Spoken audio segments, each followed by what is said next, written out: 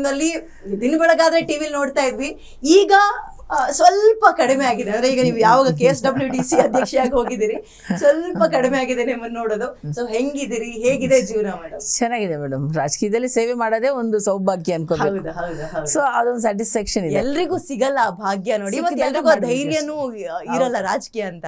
ಹೌದು madam. Okay, ನಾನು ಆರಂಭದಿಂದ ಈ ರಾಜಕೀಯ ಜೀವನವನ್ನೇ ತಗೊಳ್ತೀನಿ ಮೇಡಮ್. ಸಾರ್ವಜನಿಕ ಜೀವನ ಬಹಳ ಅದ್ಭುತವಾಗಿದೆ, ನಾವು ನೋಡಿದೀವಿ ಅದನ್ನ. ರಾಜಕೀಯ ಜೀವನ ಅಂತ ಬಂದಾಗ ಹೇಗೆ ಆರಂಭ ಆಯ್ತು, ಯಾವಾಗ ಆರಂಭ ಮೇಡಮ್? ನಾನು ಸರ್ಕಾರಿ ನೌಕರಿಯಲ್ಲಿದ್ದೆ, ಕಮರ್ಷಿಯಲ್ ಟ್ಯಾಕ್ಸಸ್ ಅಲ್ಲಿ ಇದ್ದೆ.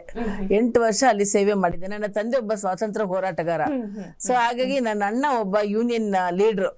ಸೊ ಹಾಗಾಗಿ ಅವರಿಬ್ಬರ ಪ್ರೇರಣೆಯಿಂದ ನಾನು ಸರ್ಕಾರಿ ನೌಕರಿಯಲ್ಲಿ ಇದ್ರೂ ಕೂಡ NOC ತಗೊಂಡು ನಾನು ಯಾವತ್ತೂ ಕೂಡ ರಾಜಕೀಯದ ಬಗ್ಗೆ ಕಚೇರಿನಲ್ಲಾಗಲಿ ಎಲ್ಲೂ ಕೂಡ ಅದ್ರ ಬಗ್ಗೆ ಚರ್ಚೆ ಮಾಡಿದ್ದೇ ಇಲ್ಲ.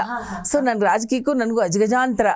ಅದರಲ್ಲೂ ಕೂಡ ಆಕಸ್ಮಿಕವಾಗಿ ನನ್ನ ತಂದೆ ಮತ್ತು ನನ್ನ ಅಣ್ಣ ಅವರಿಬ್ಬರು ಕೂಡ ಎಲೆಕ್ಷನ್ ಕಂಟೆಸ್ಟ್ ಮಾಡಬೇಕು, ರಾಮಂದ್ರ ಅನ್ನೋ ಒಂದು ವಾರ್ಡಲ್ಲಿ ಸ್ವಲ್ಪ ಎಜುಕೇಟೆಡ್ ಕ್ಲಾಸ್ ಇರಬೇಕು ಅಂತ ಹೇಳಿ ಕೇಳ್ತಾ ಇದ್ದಾರೆ. ಟಿಕೆಟ್ ಕೊಡ್ತಾರೆ ಜನತಾದಳದಲ್ಲಿ, ರಾಮಕೃಷ್ಣ ಹೆಗಡೆ ಅವರ ಪಕ್ಷದಲ್ಲಿ ಅಂತಂದಾಗ NOC ತಗೊಂಡು ನಾನು ಕಂಟೆಸ್ಟ್